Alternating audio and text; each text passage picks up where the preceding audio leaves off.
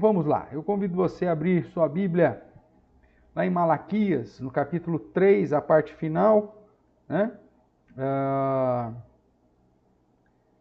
Malaquias capítulo 3, a partir do verso 13 até o verso 6 do capítulo 4.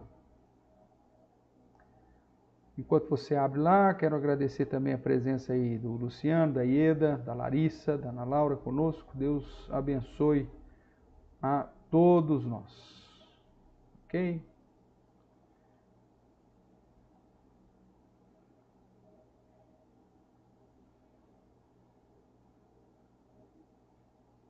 Malaquias capítulo 3, do verso 13 até o verso de número 6 do capítulo 4.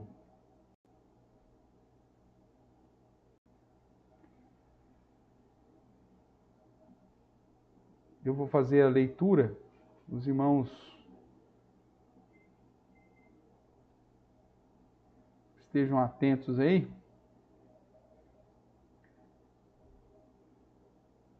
Diz assim a palavra do nosso Deus: As vossas palavras foram duras para mim, diz o Senhor. Mas vós dizeis: Que temos falado contra ti? Vós dizeis: Inútil é servir a Deus. Que nos aproveitou termos cuidado em guardar os seus preceitos e andar de luto diante do Senhor dos Exércitos? Ora, pois, nós reputamos por felizes os soberbos. Também os que cometem impiedade prosperam. Sim, eles tentam o Senhor e escapam. Então os que temiam ao Senhor falavam uns aos outros, e o Senhor atentava e ouvia. Havia um memorial escrito diante dele para os que temem ao Senhor e para os que se lembram do seu nome. Eles serão para mim particular tesouro naquele dia que preparei, diz o Senhor dos Exércitos. Poupá-los-ei como um homem poupa seu filho que o serve. Então vereis outra vez a diferença entre o justo e o perverso, entre o que serve a Deus e o que não serve. Pois eis que vem o dia e arde como fornalha. Todos os soberbos e todos os que cometem perversidade serão como restolho. O dia que vem os abrasará, diz o Senhor dos Exércitos, de sorte que não lhes deixará nem raiz nem ramo. Mas para vós outros que temeis o meu nome, nascerá o sol da justiça, trazendo salvação nas suas asas. Saireis e saltareis como bezerros soltos da estrebaria. Pisarei os perversos, porque se farão cinzas debaixo da planta de vossos pés, naquele dia que preparei, diz o Senhor dos Exércitos. Lembrai-vos da lei de Moisés, meu servo, o qual lhes prescrevi em Horebe, para todo Israel, a saber, estatutos e juízos. E eis que eu vos enviarei o profeta Elias, antes que venha o grande e terrível dia do Senhor. Ele converterá o coração dos pais aos filhos e o coração dos filhos a seus pais, para que eu não venha e fira a terra com maldição. Muito bem, irmãos. Nós sabemos aí que o livro de Malaquias é uma sentença, né? Nós já começamos estudando isso. O livro começa a ser uma sentença pronunciada pelo Senhor contra Israel por intermédio de Malaquias, onde Deus apresenta alguns diálogos com o seu povo, diálogos esses que apontavam para um desvio, tanto do entendimento quanto da comunhão, tanto para com o temor, o respeito para com Deus. E aqui nessa porção final, nós temos aí dois grupos, né? Nós temos aqueles que declaram que é inútil servir a Deus e aqueles que temem o Senhor. Então você vê lá no verso 16 que quando os que não temem ao Senhor, né, os ímpios, eles declaram que é inútil servir a Deus, e de que adiantou guardar os preceitos de Deus, obedecer a Deus, né? E que adiantou andar de luto, ou seja, não aproveitar as coisas da vida, não aproveitar as situações do dia a dia? O que adiantou isso? Os ímpios, o que cometem piedade prosperam, eles tentam o Senhor, os soberbos são felizes, né? Então você vê aí uma postura. E no verso 16, você vê então os que temem ao Senhor falando uns aos outros, né? Na verdade, levantando a voz em defesa do Senhor. E o Senhor está atento a tudo aquilo que eles falavam. Então, dois grupos: os que declaram que é inútil servir a Deus, ou seja, que não temem o Senhor, e aqueles que temiam o Senhor, aqueles que respeitam o Senhor. No verso 5, né, do capítulo 3, nós temos já a promessa do juízo de Deus contra aqueles que não temem. Vamos dar uma relembrada lá? O verso 5 diz assim: chegar-me-ei a vós outros para juízo. Serei testemunha veloz contra o feiticeiro, contra os adúlteros, contra os que juram falsamente, contra os que defraudam o salário do jornaleiro, e oprime a viúva e o órfão, e torce o direito do estrangeiro, e não me temem, diz o Senhor dos Exércitos. Uma das grandes questões aqui do livro de Malaquias é o temor para com Deus. Aquela geração não estava temendo ao Senhor e por isso estava questionando o amor de Deus, questionando a justiça de Deus, questionando o culto a Deus, questionando a obediência à sua palavra, questionando a entrega dos dízimos, das ofertas, questionando se valia a pena se privar dos prazeres, né, do mundo, vivendo, entre aspas aqui, de luto, ou seja, uma postura de respeito, de reverência e de abstinência, se valia a pena guardar os preceitos do Senhor. Ou seja, o foco aqui então é que aquela geração não estava temendo a Deus. Nós já vimos que as situações, né, relacionadas ao dia a dia dele, as dificuldades que eles estavam passando, estavam debaixo ainda do império, né, do império inimigo, com dificuldades financeiras, com dificuldades na produção, na prosperidade junto àquilo que eles estavam plantando. E aí vimos que essas dificuldades levaram o povo a desanimar na fé. Veja que essa geração é uma geração que depositava a sua fé nas coisas terrenas, nas circunstâncias terrenas. Se tivesse tudo bem, se tivesse tudo tranquilo, eles estavam firmes. Diante da dificuldade, eles desanimavam. E o desânimo na fé, nós vimos que levou o povo, primeiro, a desprezar o próprio Deus. Deus não nos ama, Deus não é justo, Deus não é digno de ser temido, Deus não é digno de ser servido, nem louvado corretamente. Desprezam a pessoa de Deus. Depois desprezam a palavra do Senhor. A lei do Senhor é pesada demais, não tem, como é dito aqui, né? Que nos aproveitou termos cuidado em guardar a palavra, os seus preceitos. A palavra de Deus não tem valor nenhum, a gente guarda e nada acontece. E, por último, a obra de Deus, né? A ideia da oferta, do culto, do cumprimento das questões litúrgicas, cerimoniais que ainda estavam em vigor no Antigo Testamento, também era deixado de lado. Traziam ofertas erradas, traziam animais doentes, coxos, roubavam o Senhor nos dízimos nas suas ofertas, investiam naquilo que o seu próprio coração desejava, mas não investiam nas coisas de Deus, eram infiéis com as esposas. Os pastores também, para manter o povo na igreja, toleravam as práticas ilícitas, ou seja, era um desprezo total para com a pessoa de Deus, para com a palavra de Deus, para com a igreja, para com a obra de Deus. Essa, portanto, era a realidade.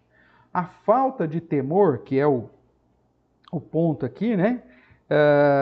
Onde nós vemos no verso 16 o contraste, né? Os que temiam ao Senhor. Então o foco aí do temor, né? E aí depois ele vê mais à frente, ainda no 16, né? O Senhor atentava, ouvia, e havia um memorial escrito diante dele para os que temem ao Senhor e para os que se lembram do seu nome, né?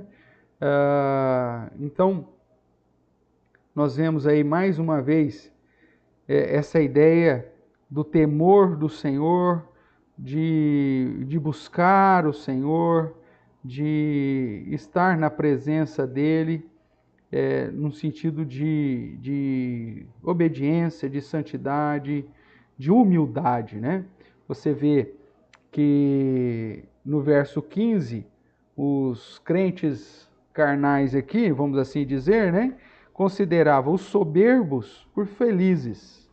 Consideravam aqueles que cometiam impiedade como algo bom para se fazer. E aí você vê, lá no verso 4, a resposta do Senhor, dizendo que vem o dia e arde como fornalha, onde todos os soberbos e todos que cometem perversidade serão como o restolho, né? Ou seja, serão ali julgados, condenados de um modo definitivo, apontando, obviamente, para o dia final. Então, essa questão do temor, da falta de temor a Deus, é o primeiro passo para questionar o amor, a justiça, a dignidade, né? Se ele é digno de ser adorado ou não, e o próprio poder de Deus. Então nós vemos que a desobediência, irmãos, a falta de reverência, o desprezo para com as doutrinas, para com a adoração, para com a causa do Senhor, para o cumprimento da prática hoje, né, do contexto hoje de proclamar as virtudes, de fazer o nome de Deus engrandecido, de continuar glorificando a Deus, de investir para fortalecer a comunidade dos santos. Na verdade, tudo começa com a falta de temor. Quando você perde o temor ao Senhor, então a pessoa de Deus já não é digna mais de ser reverenciada, obedecida, adorada. Quando você perde o temor do Senhor, a palavra do Senhor deixa de ser a referência, deixa de ser a base, deixa de ser a única regra de fé e prática, né? E aí você vai para o pragmatismo. E aí quando você perde o temor do Senhor, a obra do Senhor perde o valor, a igreja perde o valor, a causa missionária perde o valor, o investimento missionário perde o valor, a manutenção da família da fé perde o valor, e aí você começa a questionar o próprio Deus. E, inclusive, uma das características, tanto da geração aqui de Malaquias, como também da nossa geração, né, é a ideia do pragmatismo. Tá dando, hoje, né? Hoje tá dando tudo certo para mim, ó. Eu estou prosperando, as coisas estão indo bem. Então, se Deus estivesse bravo comigo, eu não estaria tendo sucesso. Que é o que os crentes da época de Malaquias estavam falando dos soberbos, estavam falando dos ímpios. Eles são felizes, eles não temem a Deus, eles não obedecem a Deus, eles não andam segundo os preceitos de Deus, eles não se abstêm de nenhuma das suas vontades por causa de Deus, e aí está vivendo e nada acontece com eles. Se esquecendo que Deus já havia determinado um dia para julgar, né, todos esses homens, coisa que nós já trabalhamos há 2 aulas aí atrás, tá certo? Então vamos lá, os olhos do povo estavam na realidade terrena dos seus dias, onde os ímpios aparentemente faziam todo o mal e não recebiam nenhuma punição. Nós vimos que Deus já havia determinado um dia para trazer essa punição. E que aqui, obviamente, pode acontecer do ímpio aparentemente passar ileso. É o que Asaf diz lá no Salmo 73. Mas naquele dia, o fim deles será um fim de destruição. Mas o povo de Deus daquela época estava olhando para essa realidade, vendo os ímpios prosperando, tudo dando certo, eles felizes, vivendo uma maneira a desfrutar de todos os prazeres possíveis daquela época, não recebendo nenhuma punição, enquanto que os crentes estavam sofrendo adversidades em todas as áreas da vida. E isso então resultou nas palavras duras contra o Senhor. Começa o verso 13 dizendo, Deus falando, as vossas palavras foram duras para mim, diz o Senhor. E eu vou dizer, mas o que nós temos falado? O que temos falado contra ti? E aí Deus relembra o que eles estão falando. Vós dizeis, inútil é servir a Deus, que nos aproveitou temos cuidado em guardar os seus preceitos e andar de luto diante do Senhor dos Exércitos. Então veja, essa falta de temor, esse questionamento, né? Essa ingratidão era algo visto e são palavras duras do povo para com Deus que o elegeu, que o separou, que garantiu a salvação, que fez aquele povo miserável, pequenininho, né? Uma tribo simplesmente, né? Uma grande nação, que exaltou essa nação por um tempo e que por conta da desobediência dessa nação aplicou uma disciplina porque ama, para mostrar para todas as nações que Deus disciplina os seus e que um dia disciplinará definitivamente todos os outros. Então o povo começou a desprezar tudo isso. É a ideia do filho ingrato, né? Que chega para o pai e para a mãe, o pai e a mãe matando um leão a cada dia para sustentar, para dar uma vida boa, para tentar suprir, né? O ingrato, ele diz, eu não pedi para nascer, eu não pedi para você ser meu pai, não pedi para você ser minha mãe. São palavras duras, né? Ao invés de trazer honra, respeito, obediência, o ingrato, né? Fala uma coisa dessa. E aí Deus diz, olha, vocês vão ver a diferença, né? Vão ver porque os soberbos, né, os narizes empinados aí, que não me temem, que levantam a voz, não compensa adorar o Senhor, ou aqueles que vivem na impiedade, eles vão receber a justa punição, tá certo? Então esse era o contexto, esse é o último diálogo aí, portanto, que Deus apresenta, né? E aí, olhando um pouquinho mais de perto, irmãos, a afirmação do povo revela a sua crença, né? O coração, a boca fala daquilo que está cheio o coração, né? E aquela historinha, né? É brincadeira. Não, no fundo, até as brincadeiras revelam um pouco daquilo que está lá no profundo da sua crença. Então, quando eles falam inútil é servir a Deus, que nos aproveitou, e eu coloquei até em caixa alta aí, para que nos aproveitou termos cuidado em guardar os seus preceitos e andar de luto?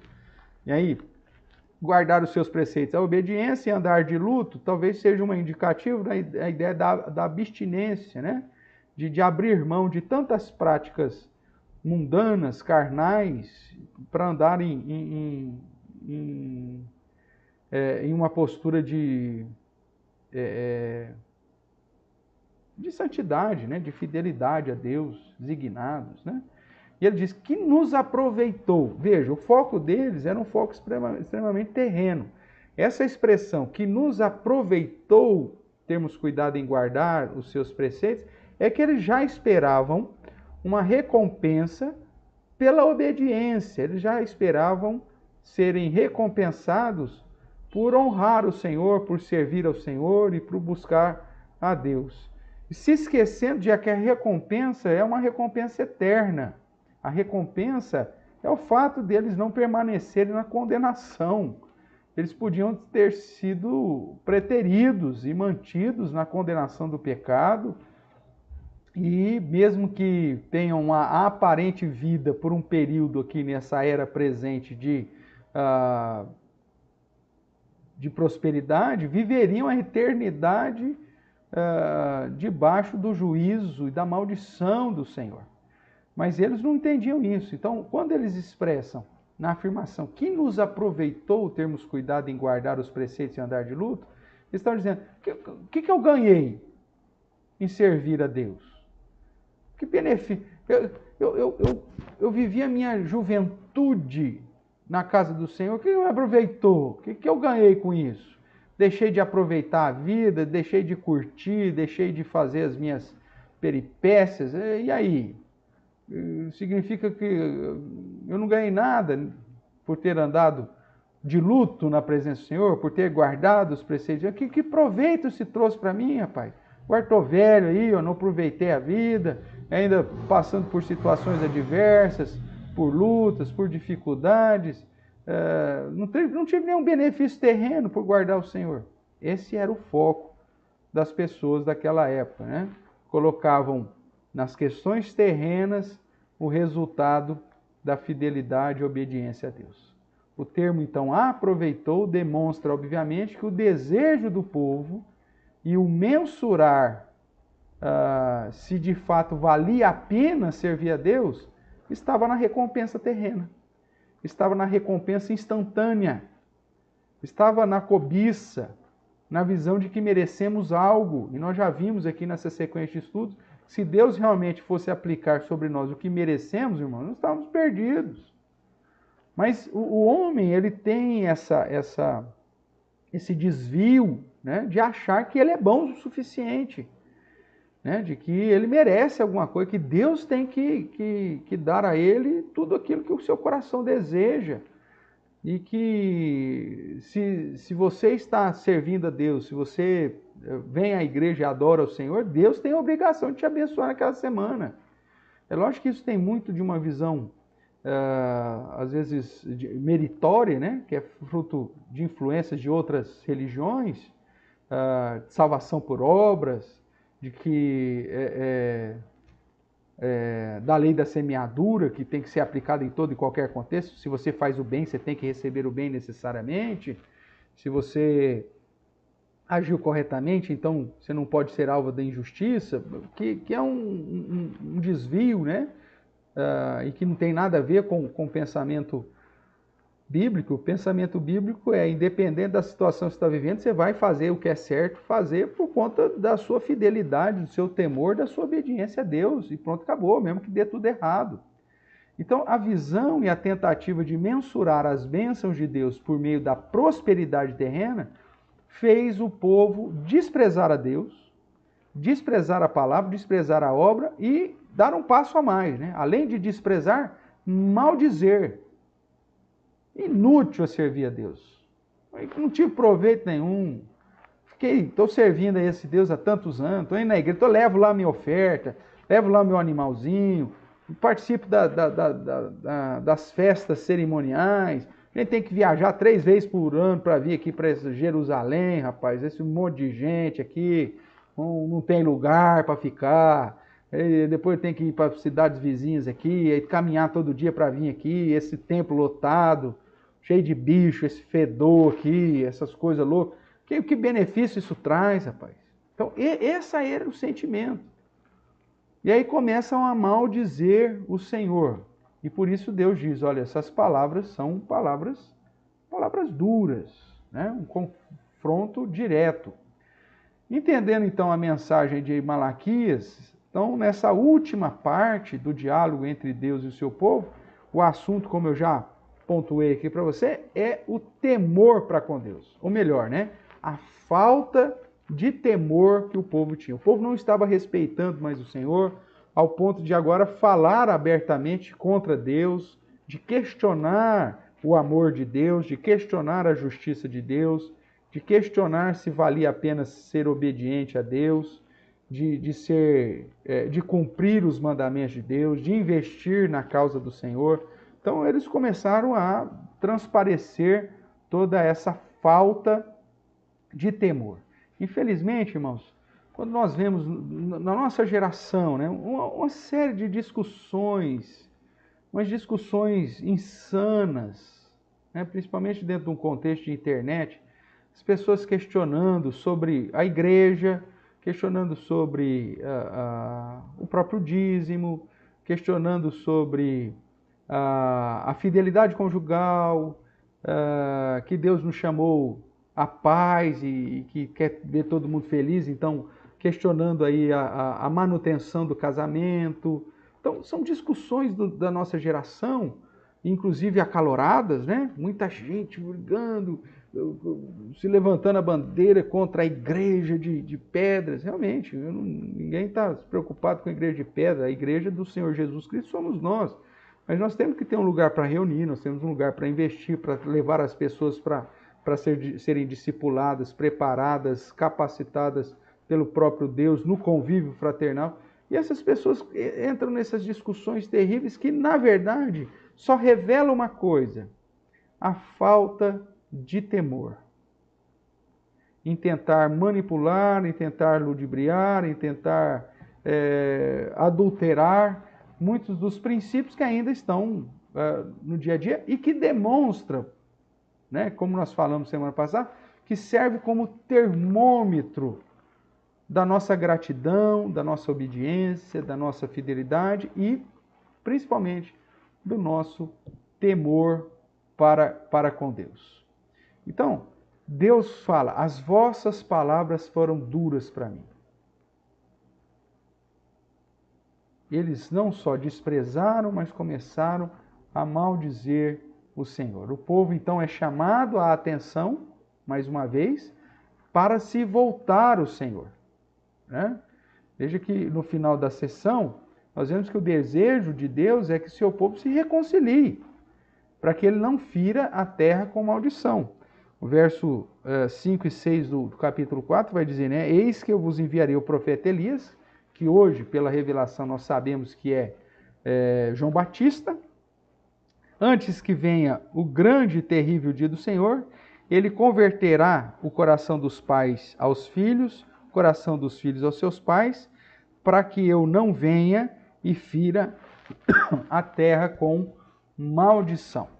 Então, esse era o objetivo, né? E já fazendo aqui uma conexão,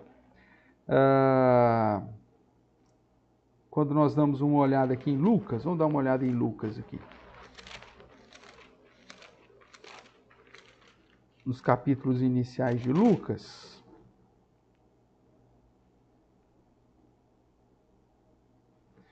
nós temos aí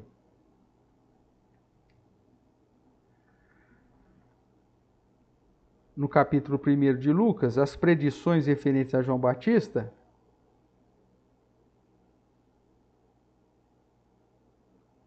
O anjo falando a Zacarias, lá no verso 17, falando como que seria o ministério de João, o Batista. E aí o anjo falando para o seu pai Zacarias, diz assim no verso 17, Lucas, capítulo 1, verso 17.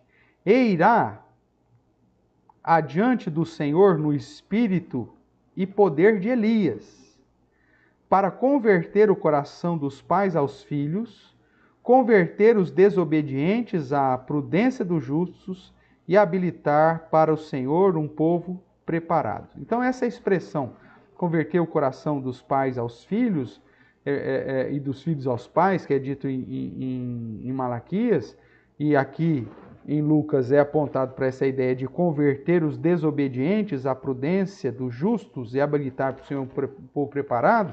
Essa expressão aponta que Deus haveria, diz para a geração de Malaquias, que prepararia um profeta para vir chamá-los ao arrependimento, chamá-los à honra, chamá-los à prudência, chamá-los à postura de fidelidade novamente, para que Deus não os ferisse com maldição, para que Deus não aplicasse sobre eles a condenação. E nós vemos que muitas das ovelhas perdidas de Israel, ao ouvir do Evangelho, ao ouvir da preparação da vinda do Messias, se revoltam ainda mais, né? Se revoltam com João Batista, se revoltam com o próprio Messias e são alvos, portanto, dessa maldição de Deus. Mas o objetivo de Deus, quando profere que a profecia de que mandaria João Batista, no poder de Elias, para gerar arrependimento, conversão, mudança de vida, era na expectativa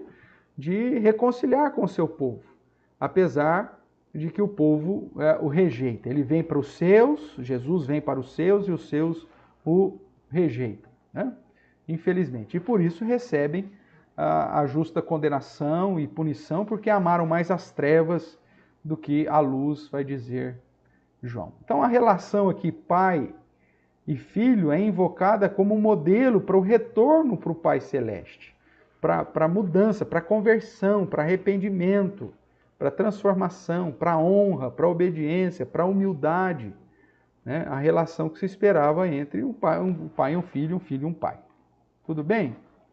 Então, irmãos, mesmo Deus apresentando essa sentença, dentro dos diálogos, Deus sempre manifesta a sua graça e aponta para o seu desejo em reconciliar, o seu desejo em ver mudança, né? A responsabilidade humana, principalmente daqueles que já foram chamados em Cristo, que já foram alcançados pela graça do Senhor, pesa sobre nós a responsabilidade de andar de uma maneira a glorificar ao Senhor. E aqui nós estamos falando do povo de Deus, mesmo que era no contexto do Antigo Testamento, mas que já estava debaixo das promessas messiânicas, que já tinha consciência da história de libertação, de ação de Deus, de transformação de Deus no passado, da aliança feita com os patriarcas, e que inclusive estavam cientes do poder de Deus, de restaurar a Deus e de aplicar sobre o perverso a justa punição. O verso 18, nós vamos trabalhar com ele um pouquinho mais à frente, né? Mas o verso 18 usa uma expressão aí interessante, diz assim: então vereis outra vez a diferença entre o justo e o perverso, entre o que serve a Deus e o que não serve. Como assim outra vez? Talvez aqui a relação que Deus queira dar à geração aqui de Malaquias é trazer à memória deles que durante a história da humanidade até esse ponto aqui, Deus já havia manifestado, né, o seu juízo em alguns momentos. Na geração de Noé, na geração de Sodoma e Gomorra, na própria geração que desobedeceu a Deus e foi levada para o cativeiro, né? Então, Deus invocando que durante a história, em alguns momentos, ele já deu indicativos da aplicação de um juízo final, e onde ele faria a diferença entre o justo e o ímpio. E que naquele dia, aquela geração, no dia final, verá, mais uma vez, só que agora de um modo definitivo, Deus estabelecendo a diferença entre o que serve e o que não serve. Aquele que se levanta para defender o Senhor, né? Como diz o verso 16. Os que temiam o Senhor falavam uns aos outros, né? Ouviam dos crentes: eu não vou parar de ir na igreja, não compensa, rapaz. Eu não vou obedecer mais, não vou ofertar mais, não vou investir parte dos meus recursos na obra do Senhor, isso não vale mais a pena. Quer saber de uma coisa? O ímpio é que é feliz, parece que dá tudo certo para o descrente, para não. E os que temem a Deus falam: não fala uma coisa dessa, meu amigo, tema ao Senhor, demonstra gratidão a Deus, demonstra onde está o seu coração, obedeça ao Senhor, demonstre gratidão a Deus, tudo que você é, tudo que você tem vem do Senhor. E essas pessoas falavam uns aos outros, defendendo então a fidelidade à causa do Senhor. E as pessoas continuavam na dureza do seu coração. Mas o Senhor, diz o verso 16, o Senhor atentava e ouvia para ver aqueles que estavam ali defendendo, demonstrando temor. E havia um memorial escrito diante dele para os que temem ao Senhor, para os que se lembram do seu nome. E é esses que serão, de certa forma, preservados no dia do juízo. Obviamente, não pela obra, né, de defender o nome do Senhor, tal, mas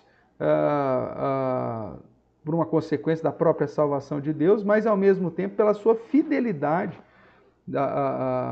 demonstrada como um eleito de Deus. Aquilo que Paulo fala, né, que se somos santos e amados, devemos demonstrar as características dos eleitos de Deus, dos eleitos que vivem segundo as virtudes que exaltam e glorificam e que apontam para o nosso temor, obediência, né, para com o nosso Deus. Ok? Então, vamos caminhar mais um pouquinho aqui, irmãos. Dentro ainda da mensagem, Deus fala de um modo claro que tem bênçãos preparadas para os fiéis e ao mesmo tempo punição para os soberbos e para os infiéis.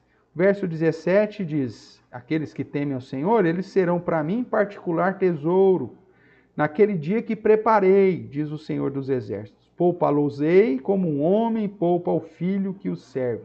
Veja, essa relação de filho e pai, essa relação de obediência, de submissão, de humildade, de temor, de reverência. Esses, como filhos, serão preservados. E um filho que serve, não um filho rebelde, não um filho que se levanta aí, um filho desobediente, como é dito aqui em Lucas, né?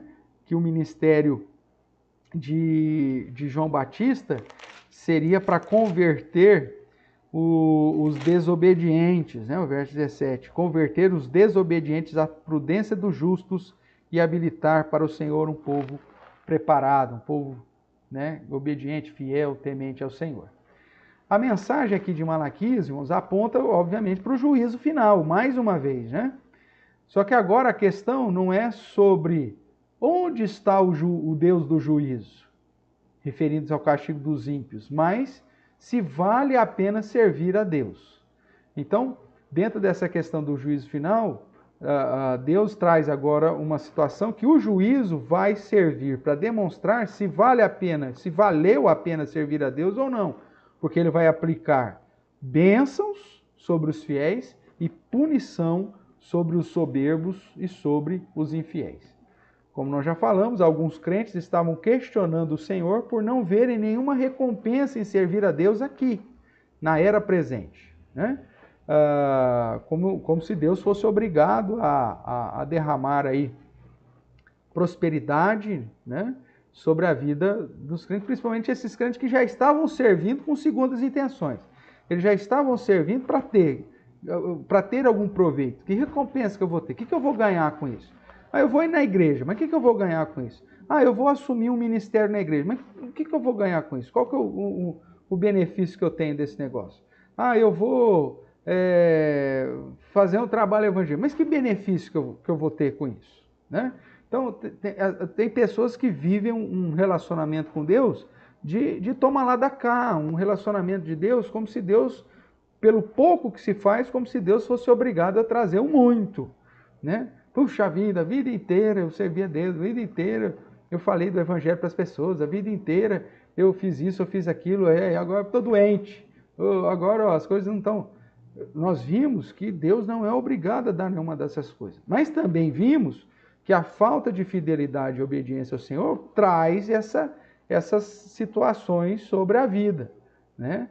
Essas questões de muitas das privações, segundo nós vimos na semana passada, né? Se você não viu a aula da semana passada, eu te convido a olhar lá no playlist, lá, procurar a aula número 7, e você vai ver que muitas também das dificuldades dos crentes é uma consequência natural por desobedecer diretamente a Deus, né? Por não agir corretamente com o Senhor. Então você tem essas duas realidades.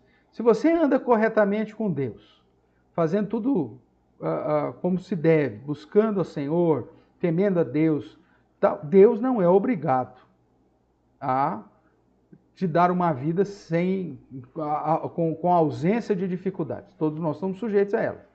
Mas se você é crente e vive uma vida que não teme ao Senhor, ou desobedece, ou que pelo menos questiona o nome de Deus, né, a pessoa de Deus, a palavra de Deus e a obra de Deus, então você pode ter certeza que muitas dificuldades podem realmente vir na sua vida como uma consequência dessa postura de falta de reverência, falta de respeito, falta de temor.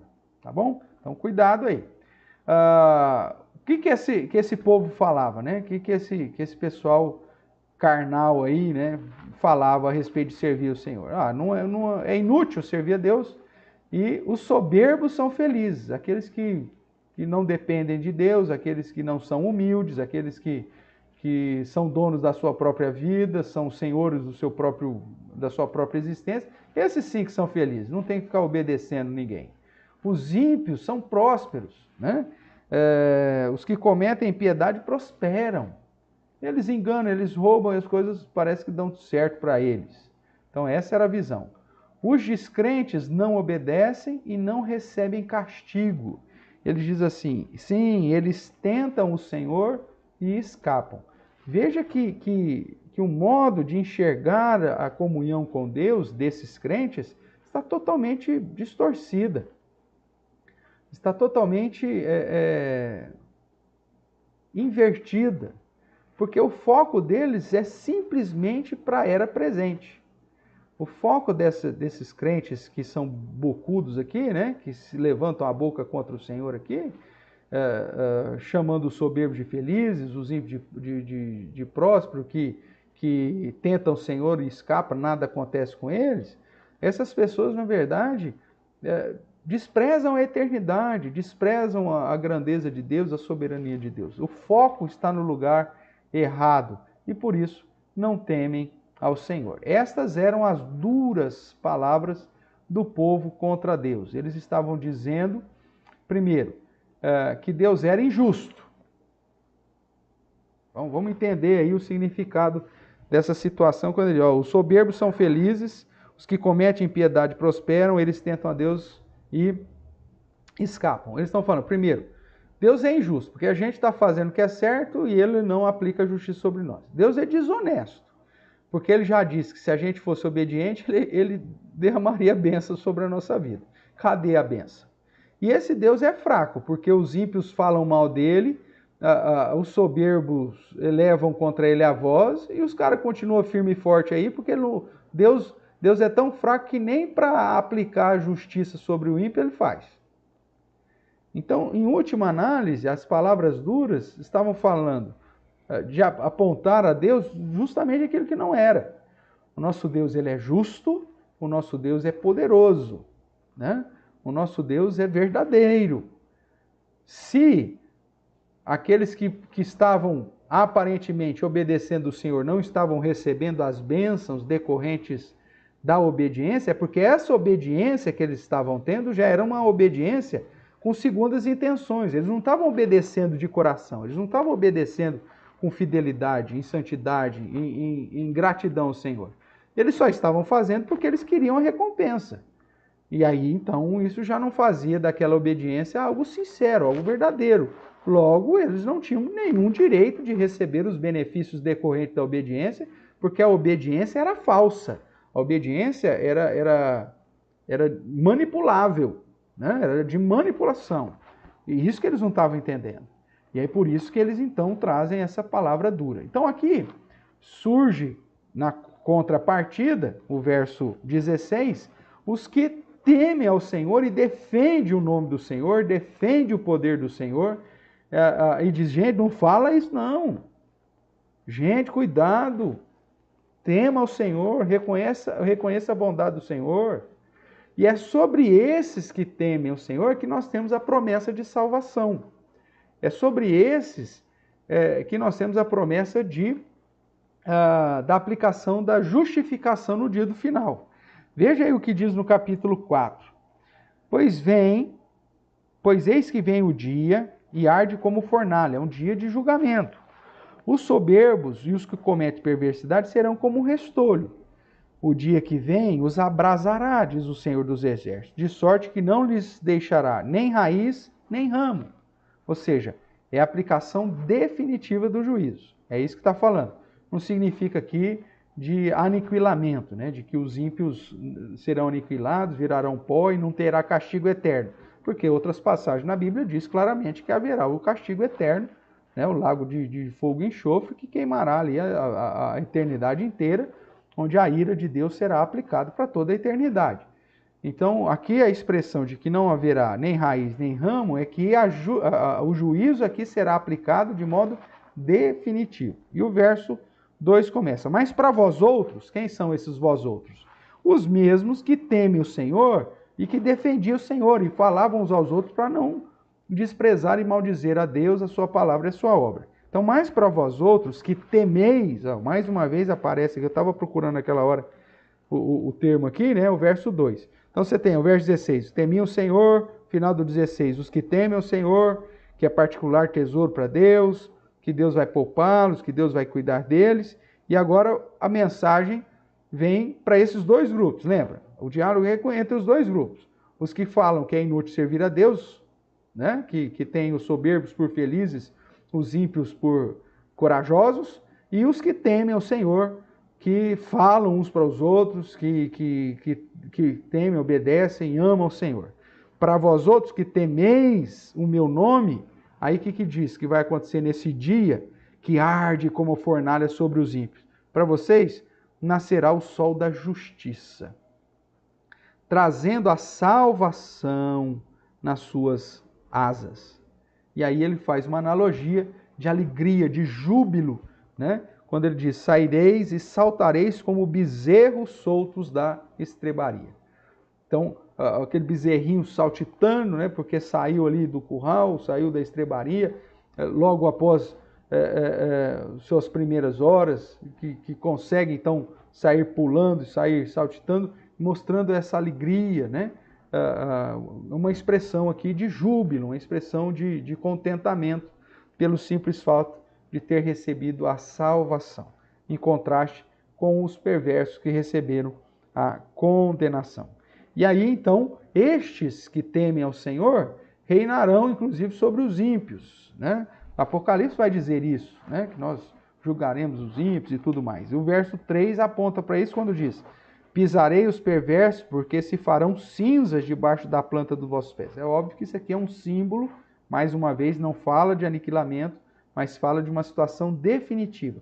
Todos aqueles que foram soberbos, todos aqueles que perseguiram os verdadeiros crentes, todos aqueles que humilharam, né, naquele dia vão se prostrar, naquele dia vão confessar Jesus como Senhor, como Salvador, não para salvação, mas simplesmente para reconhecimento do poder, da grandeza, e aqueles que foram humilhados, desprezados por servirem a Deus, serão exaltados. Essa é a ideia, que é a exaltação dos fiéis, né? Por isso pisarão os perversos, porque se farão cinzas debaixo da planta dos vossos pés naquele dia que preparei, diz o Senhor dos Exércitos. E aí, nós vemos aqui o verso 4 como se dizendo assim, enquanto isso, enquanto esse dia não chega, enquanto o dia final não vem, e a aplicação definitiva da salvação vem, e da condenação, enquanto isso não acontece, o que eu faço? Lembra da lei de Moisés, meu servo, qual lhes prescrevi em Horebe para todo Israel, a saber, estatutos e juízos. E vê que é atento que eu vou enviar alguém preparando o caminho, né, antes que venha o dia, o grande e terrível dia do Senhor. Esse profeta preparará o caminho e converterá, então, o coração dos pais aos filhos, ou seja, pregará arrependimento, pregará postura de humildade, de dependência e de conversão sincera dos desobedientes à prudência, para que não venha a condenação, para que não venha a maldição, né? Mas sim venha a salvação. Então, irmãos, nós vemos que nesse contexto, né, desses dois grupos, o grupo que diz que é inútil servir a Deus, e aqueles que têm falado uns aos outros sobre o temor do Senhor, esses dois grupos, no dia do juízo, receberão um fim diferente, né? E enquanto esse dia não chega, esse grupo que teme a Deus deve continuar temendo ao Senhor, deve continuar obedecendo ao Senhor. E os ímpios vão continuar na sua impiedade, né? Essa é a situação. Dá uma olhadinha comigo lá em Apocalipse. Abra lá, Apocalipse, capítulo 22, o último capítulo de Apocalipse. Nós já estudamos isso, só para você fazer essa conexão.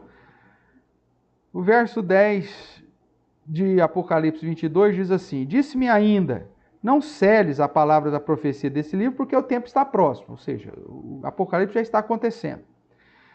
Continue o injusto fazendo injustiça. Continue o imundo ainda sendo imundo.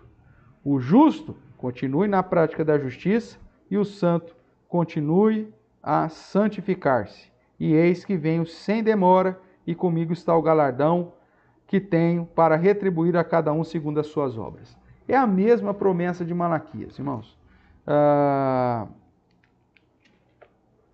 Aqueles que temem ao Senhor serão especial tesouro para Deus e serão recompensados no dia que o Senhor preparou.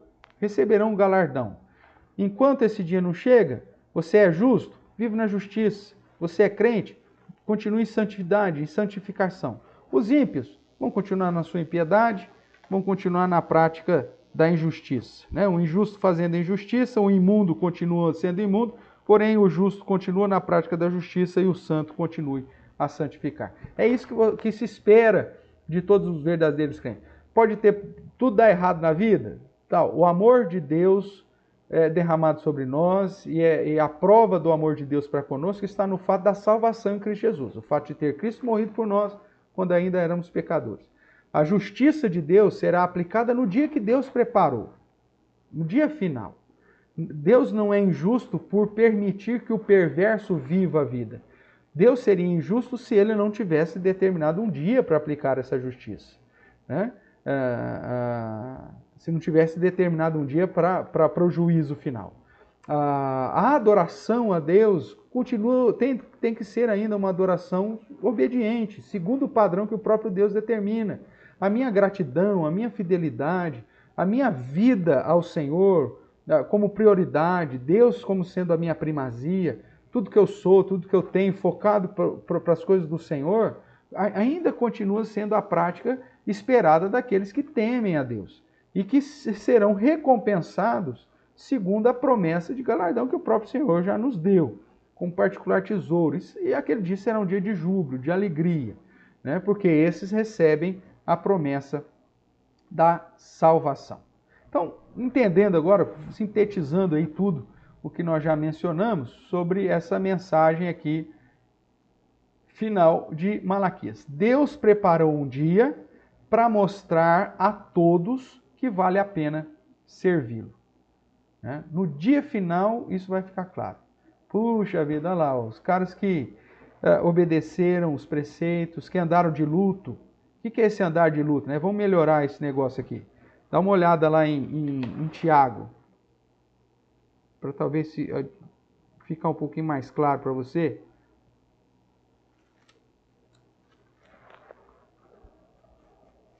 Tiago, capítulo 4.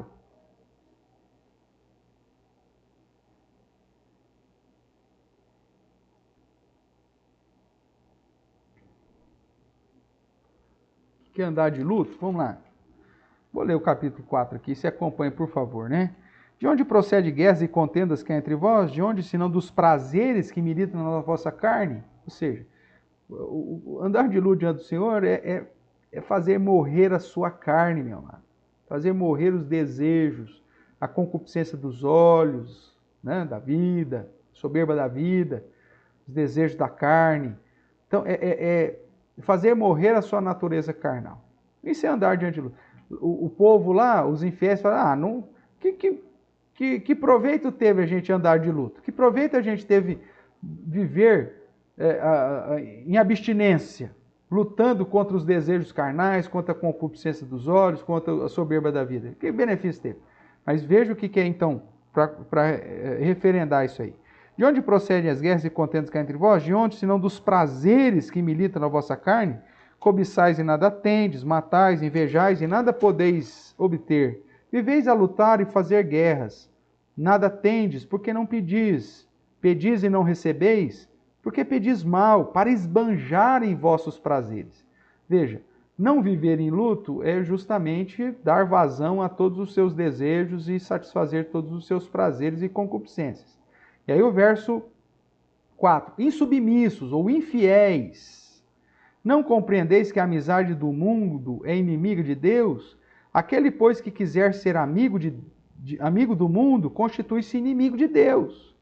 Ou supondes que é em vão, ou que em vão afirma a Escritura, é com ciúmes que por nós anseia o Espírito, que ele fez habitar em nós? Antes ele dá maior graça pelo que diz, Deus resiste os soberbos, mas dá graça aos humildes. Veja lá, ó, a diferença dos dois grupos lá de Malaquias, o soberbo e o humilde. Verso 7. Sujeitai-vos, portanto, a Deus, resisti o diabo. Esse resistir o diabo é justamente lutar contra os desejos da carne, meu. Lutar contra as tentações. Resistir o diabo aqui não é sair aí para o monte expulsando demônio ou para o centro de terreiro aí para as encruzilhadas da vida, chutando as oferendas que está por aí, né? ou fazendo xixi em volta da cidade para consagrar a cidade para o leão da tribo de Judá. Não é isso que é resistir o diabo. Resistir o diabo, meu amigo, dentro do contexto é viver uma vida contra as suas paixões, contra a satisfação daquilo que o mundo está te oferecendo. E ele diz, então, sujeitai-vos, portanto, a Deus, resistir o diabo, e ele fugirá de vós. Chegai-vos a Deus, e ele chegará a vós outros. Purificai as mãos, ó, santidade, pecadores. E vós que sois de ânimo dobre, você que fica pisando em duas canoas, você que está no mundo e está na igreja ao mesmo tempo, limpai o coração. Você que não sabe se vive uma vida de fidelidade a Deus ou se satisfaz os seus desejos, você que pensa que é possível ser amigo de Deus e ao mundo ao mesmo tempo, você que é de ânimo dobre, limpai o coração. Né? Você que é volúvel na fé. E aí veja, o que é andar de luto? Afligi-vos, lamentai e chorai. Isso é luto. É entender, irmãos, que o prazer deste mundo e satisfação dos seus prazeres carnais está na contramão da vontade de Deus.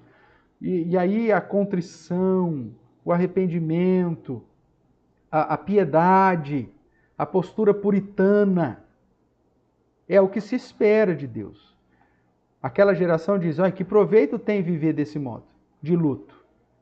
E aí os que temem a Deus falam, meu amigo, lá no final nós vamos ver essa diferença. Por isso, agora, afligi-vos, lamentai, chorai. Continue a leitura aí comigo. Converta-se o vosso riso em pranto. Que riso é? O riso do prazer, o riso da satisfação da carne, o riso da satisfação dos prazeres que esse mundo te oferece. Transforma isso em pranto. E a vossa alegria em tristeza. Que alegria? Pastor, mas a Bíblia diz que a alegria do Senhor, a alegria do Senhor é a nossa força. Aqui ele diz para converter a nossa alegria em tristeza, que seja a alegria das coisas do mundo. Veja, o contexto aqui, o verso 4. Infiéis, não compreendeis que a amizade do mundo é inimigo de Deus? Então, aquele riso, ai, que alegria, tomei todas, bebi todas, fiquei com todos, saí com todos, ai, que coisa maravilhosa, eu estou curtindo a vida, eu sou um cara alegre. E alegre até demais. Meu amigo, isso não é amizade com Deus.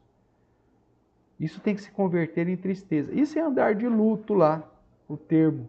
Que é a ideia da abstinência em prol da santidade, da piedade, da pureza diante de Deus. E ele diz, então, converta-se o vosso riso em pranto, a vossa alegria em tristeza. Humilhai-vos. E veja lá o contexto, é o soberbo. Deus, não vale a pena servir a Deus, é inútil. Os soberbos são felizes. E aqui diz, humilhai-vos na presença do Senhor. E aí ele vos exaltará. Quando ele exaltará? No dia, voltando para Malaquias, no dia que o Senhor preparou, que nascerá, onde nascerá o sol da justiça, trazendo salvação nas suas asas.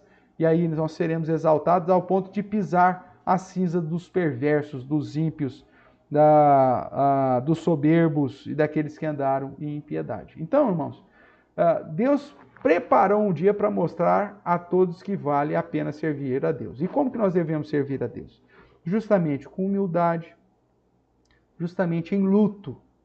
Esse luto não é em tristeza, né? Mas o luto é no sentido de lutar contra as inclinações da carne, resistir o diabo, ou seja, lutar contra as tentações, sendo amigo de Deus e, consequentemente, não satisfazendo a soberba da carne, dos olhos, a soberba da vida, a concupiscência dos olhos, como João vai dizer no capítulo 2 da sua primeira carta, e como Tiago vai dizer, que é buscar satisfazer aquilo que o mundo tem para te oferecer. Tudo bem até aqui? Dona Áurea aí que está aí, o Kleber, a Marilene que chegaram por último, que eu não havia citado ainda, né, que já está conosco aí desde o começo, mas tranquilo, né, irmãos? Então isso é viver de luto. Viver de luto é você abrir mão dos prazeres que o mundo tem para se oferecer. Então essa expressão aponta para isso, que aponta para fidelidade, pureza, santidade, obediência, reverência, temor para com o nosso Deus. Então, Verso 17 diz: naquele dia que preparei. É aqui que nós seremos exaltados, os crentes verdadeiros que temem ao Senhor, que falam defendendo o nome do Senhor, que resistem aos soberbos, que resistem ao próprio diabo, que luta contra os desejos e as tentações. É naquele dia Deus vai mostrar que vale a pena servir. Deus aponta mais uma vez ao ponto que as questões terrenas não servem para mensurar nem o seu amor, porque o amor de Deus é demonstrado na salvação em Cristo Jesus, a sua justiça, porque a sua justiça será aplicada definitivamente no dia final, e o poder dele, que vai aniquilar, o termo aniquilar aqui não é feliz, né? Que vai aplicar a condenação de um modo definitivo sobre todos aqueles que o desprezaram. Então, naquele dia, é o dia do juízo, o amor, a justiça e o poder soberano de Deus será manifestado claramente a todos. O verso 3 do capítulo 4 de Malaquias, né, reforça a ideia da exaltação dos crentes fiéis, quando diz: pisareis os perversos, porque se farão cinzas debaixo da planta dos vossos pés, naquele dia que preparei, diz o Senhor dos Exércitos. Esse naquele dia que preparei é repetido no verso 17 e aqui no verso 3, para reforçar a ideia de que é o dia final, o dia que o Senhor separou para a sua glória. E aí nós vemos a conclusão, que é o verso 18, né? Então vereis outra vez a diferença entre o justo e o perverso, entre o que serve a Deus e o que não serve. E aí você vai ver que vale a pena, né, servir a Deus nesse último dia, porque Deus preparou esse dia para mostrar a todos que vale a pena servir. Como eu já citei no verso 18, outra vez, né, vereis outra vez a diferença, talvez seja uma referência a manifestações da justiça de Deus demonstradas no passado, sobre a geração de Noé, né, condenando os ímpios e salvando os justos, na geração de Sodoma e Gomorra, aplicando também a sua ira, a sua justiça, sobre o próprio Egito, sobre Faraó, na libertação do povo, e sobre os profetas de Baal, né, no contexto lá de Elias, onde ele aplica também a sua justiça, derramando fogo sobre o altar e mostrando que ele é Deus e mostrando a diferença entre o que serve e o que não serve ao Senhor. Então, existe aqui uma ênfase na duplicidade, né? Misericórdia versus juízo de Deus em relação aos dois grupos. Quanto aos que temem, nascerá o sol da justiça, trazendo salvação nas suas asas. Quanto aos soberbos, aqueles que não temem, que declaram que é inútil servir ao Senhor, vem um dia, o dia vem como e arde como fornalha, como símbolo de aplicação definitiva de juízo e, consequentemente, de justiça. Tudo bem, irmãos? Até aqui? Caminhando aí para o final. Então, existem promessas para aqueles que temem ao Senhor. Ok? Vamos lá. Primeiro, esses que temem ao Senhor serão como um memorial. Jesus fala isso também em Apocalipse, né? Vocês serão colunas, né? Um memorial. Será um particular tesouro. Serão poupados. O verso 16 reforça já tais promessas. O capítulo 4, verso 2 diz que nós seremos justificados, né? Porque trará a salvação, seremos salvos e seremos preenchidos de júbilo. Há um contraste aqui mais uma vez. A vida terrena vivida como luto, andar de luto, né? No sentido de se abster da concupiscência dos olhos, da carne, da soberba da vida, dos prazeres desse mundo que estão na contramão da vontade do Senhor. Então, no dia final, a recompensa. Nós teremos júbilo, alegria, né? Um júbilo comparado a esse animal, né? Os bezerros saltando, e essa presença de júbilo inigualável que o Apocalipse também apresenta como algo assim fantástico, pois estaremos aí na presença do Senhor, desfrutando da presença do Senhor, e aí sendo supridos em todos os sentidos e sendo guardados pelo Senhor. A outra promessa é que nós veremos a justiça sobre os perversos, sobre os ímpios, né? Sobre os soberbos. Aquilo que também os crentes pedem em Apocalipse, né? Os crentes, as orações dos crentes clamam ao Senhor: Senhor, até quando? Né? O Senhor não vinga aqueles que nos perseguiram, aqueles que nos mataram, as almas que estão diante do trono, e mesmo assim as orações dos crentes clamando ao Senhor diante da perseguição que estão sofrendo. Deus traz trombetas, né, sobre o ímpio, já como um indicativo do juízo final, mas os flagelos finais só vêm no dia final. E no dia final, como recompensa, inclusive, para ver a diferença entre o que serve e o que não serve, quem serve de modo fiel, né, obediente ao Senhor, é contado entre os que temem a Deus, verão a justiça sendo aplicada corretamente sobre os perversos, os ímpios, os soberbos. Ou seja, verão que vale a pena servir a Deus. Verão outra vez a diferença entre o justo e o perverso, e entre o que serve a Deus e o que não serve. É aquela promessa também do Salmo 1, né? Que os ímpios não permanecerão na congregação dos justos. Eles são como palha, ou seja, serão condenados.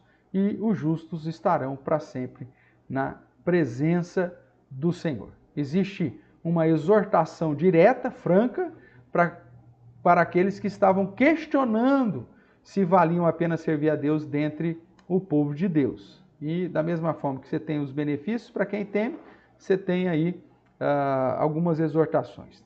Essa exortação, na verdade, aponta para todos, né?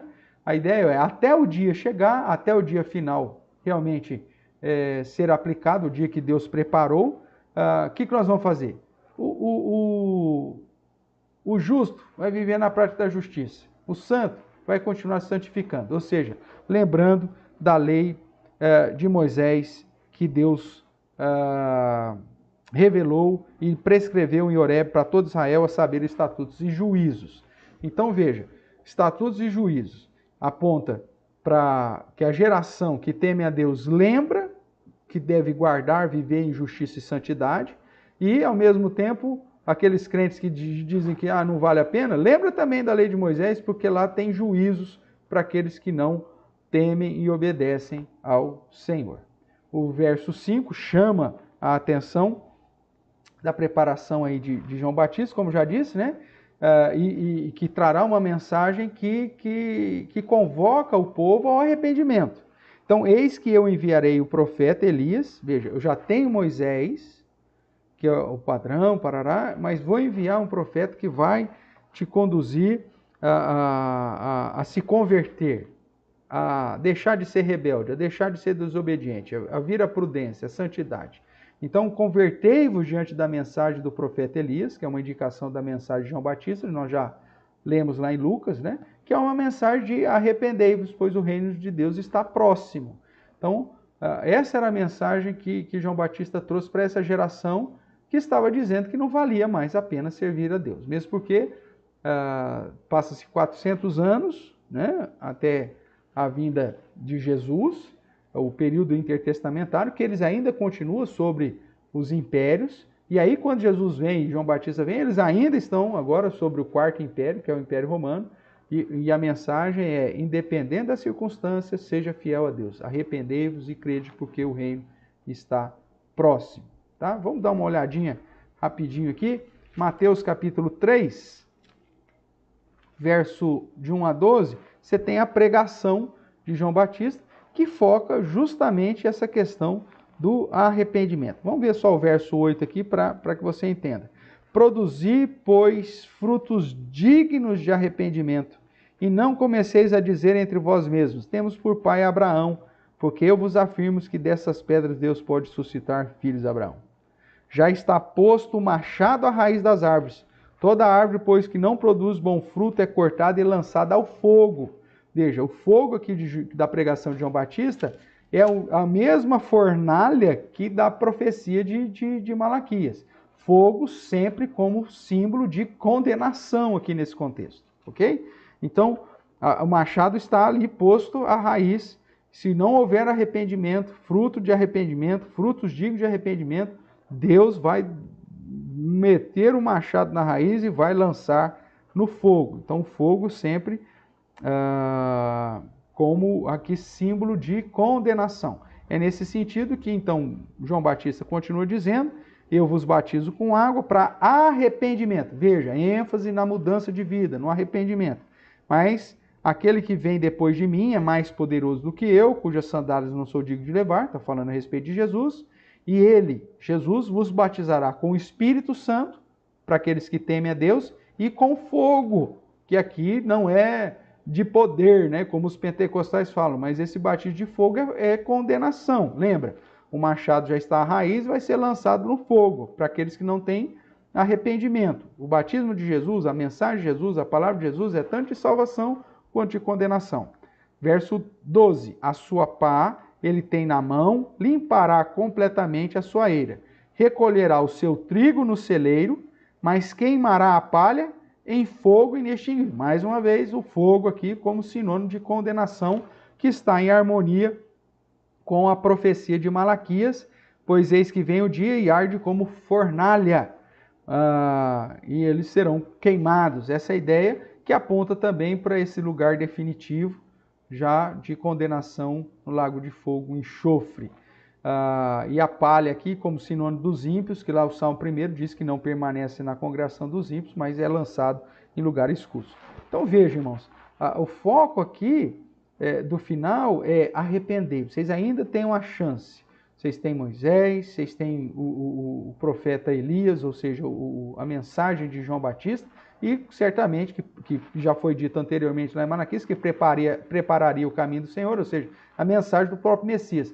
A chance é agora, arrependei-os, muda de vida, viva uma vida de temor ao Senhor, reconhecendo que o amor de Deus não nos isenta de problemas aqui, mas nos garante certeza da salvação eterna, que Ele é digno de ser adorado do jeito que Ele determina e não como eu quero, porque a situação está difícil, então eu adoro de qualquer jeito, que a minha gratidão a Deus em saber que Ele é digno de toda adoração me conduz a ser obediente, me conduz a ser grato, inclusive investindo financeiramente na causa do Senhor, através dos dízimos, das ofertas, como termômetro de onde está o meu coração.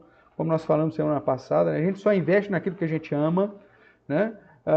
E que aguarda o dia que o Senhor preparou para manifestar a salvação sobre os que temem a Deus, os que servem a Deus, e condenação sobre os soberbos que não temem ao Senhor. Em João, capítulo 1, verso 19, nós temos mais uma vez aqui a questão de João Batista, né, o testemunho, para referendar isso. O verso 19 diz assim: este foi o testemunho de João quando os judeus lhe enviaram de Jerusalém sacerdotes e levitas para perguntar: quem és tu? Ele confessou e não negou. Confessou: eu não sou o Messias, eu não sou o Cristo. Então lhes perguntaram: quem és, pois? És tu Elias? Ele disse: eu não sou, eu não era Elias, João Batista. Agora, és tu o profeta? Respondeu: não, porque esse profeta aqui é uma referência a Jesus também, que é o profeta prometido lá por Moisés. Então disseram, pois: declara-nos quem és, para que demos resposta àquele que nos enviaram e que nos diz respeito de ti mesmo. E ele então refere-se: eu sou a voz que clama no deserto, endireitai o caminho do Senhor, como disse o profeta Isaías. Aqui é uma junção tanto daquilo que disse o profeta Isaías, como disse também o profeta Malaquias, né? Se você dá uma olhada aí,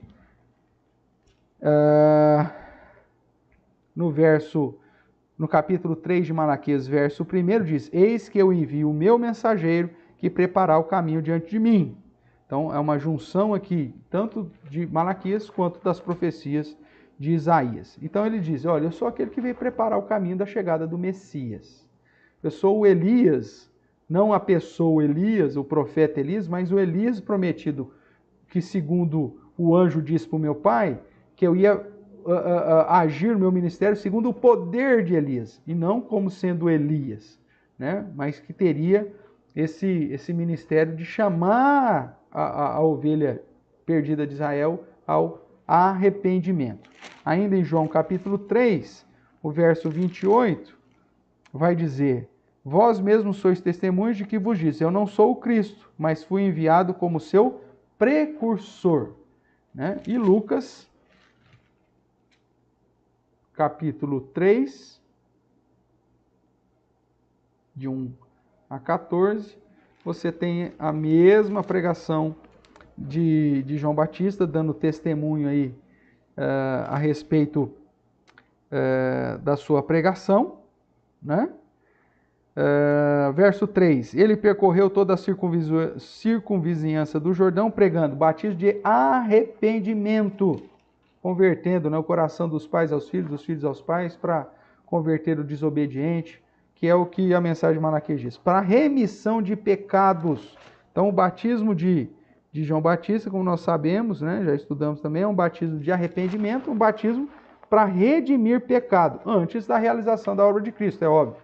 E como está escrito no livro das palavras do profeta Isaías, vós que clamam no deserto, preparai o caminho do Senhor, endireitai as tuas veredas, todo vale será aterrado, nivelado, todos os montes outeiros, os caminhos tortuosos serão ratificados, escabrosos aplanados, e toda a carne verá a salvação de Deus. Aí você tem a junção, como eu já disse, tanto da profecia de Isaías, parte da profecia de Isaías, quanto também da profecia de Malaquias. Desse modo, irmãos, nós vemos que o finalzinho aí, né, concluindo o final lá de Malaquias, voltando para lá, vale a pena servir a Deus. Mesmo que nesse tempo, nesse momento da vida terrena presente, os crentes já têm que viver uma vida de abnegação, né, de abstinência, e muitas vezes vai passar privações, lutas, dificuldades, até mesmo por servir a Cristo. Mesmo assim, ainda vale a pena servir ao Senhor, porque somos alvo do amor eletivo de Deus, a eleição em Cristo Jesus, seremos preservados no dia do juízo, onde a justiça de Deus será aplicada, receberemos as recompensas da nossa fidelidade, da nossa obediência, não para salvação, mas para galardão, e viveremos eternamente com o Senhor. Então, vale a pena servir a Deus? Sim, vale a pena. Por isso que o próprio Deus diz, olha, naquele dia que preparei, vocês vereis outra vez a diferença entre o que serve a mim e o que não serve. Usando aí o livro do Reverendo Augusto, né, na página 127, Reverendo Augusto Nicodemos, no livro Culto Segundo Deus, que é, de certa forma, um comentário sobre Malaquias, dando ênfase mais na questão cerimonial e do culto, ele diz, Deus responde que vale a pena servi-lo e informa, por intermédio do profeta Malaquias, sobre o dia que ele preparou, no qual vai resolver esse problema de uma vez por todas, mostrando que ele faz, sim, a diferença entre o justo e o mal, entre o que serve a Deus e o que não serve. Sempre vale a pena cultuar a Deus e servi-lo de todo o coração, porque o seu amor por nós é medido pelo livramento que nos dará, pois nos preparou e nos separou, melhor dizendo, para viver com Ele por toda a eternidade. Por isso, não podemos medir o amor, a justiça e o poder de Deus por situações e circunstâncias neste mundo. Não devemos servi-lo para recebermos algum benefício terreno e simplesmente temporal. Nós somos chamados, irmãos, pela mensagem de Malaquias, a servir o Senhor como exigido na lei de Moisés. Ou seja, de todo o nosso coração, com toda a nossa força, com toda a nossa alma, com todo o nosso entendimento, independentemente das situações neste mundo. Devemos servir a Deus com fidelidade, obediência, aguardando o cumprimento das promessas finais. E lá, naquele dia que o Senhor preparou, lá nós veremos a diferença entre o que serve a Deus e o que não serve. A diferença entre o que teme a Deus e o que não teme. E veremos que valeu a pena servir o nosso Deus, mesmo que seja em humildade, mesmo que seja em luto, mesmo que seja em privações e até mesmo em perseguições. Porque sempre valerá servir o Senhor Todo-Poderoso, que na sua grandeza já preparou um dia para a sua glória e para aplicar, né, o que realmente Ele tem de promessa para cada um de nós. Amém? Nós temos aí o nosso irmão Wilton, né? O pensamento deve ser policiado, né? Segundo Filipenses 4:8, trazer à mente só aquilo que importa, né, meu irmão? Aquilo que tem valor, aquilo que tem virtude. As situações e o contexto lá de Filipenses, Paulo está preso, uma situação terrível, de dificuldade, de luta. Depois, no capítulo ainda, ele vai continuar dizendo que passou fome, passou por escassez, mas Deus o fortaleceu. Tudo posso naquele que me fortalece. O crente fiel que teme ao Senhor, ele suporta todas as situações adversas, porque ele está focando na era vindoura. O próprio Filipenses, capítulo 3, né, vai de 17 em diante, até o capítulo 4, o início, onde ele fala de diferença entre os inimigos da cruz de Cristo, que pensam só no mundo terreno, e os cooperadores do Evangelho, que olham para a nossa pátria celestial, e onde aguarda a volta de Jesus. Esses vivem, independente das circunstâncias, na alegria do Senhor, sabendo que Deus preparou para nós um dia de salvação definitiva e de recompensa. Amém, queridos?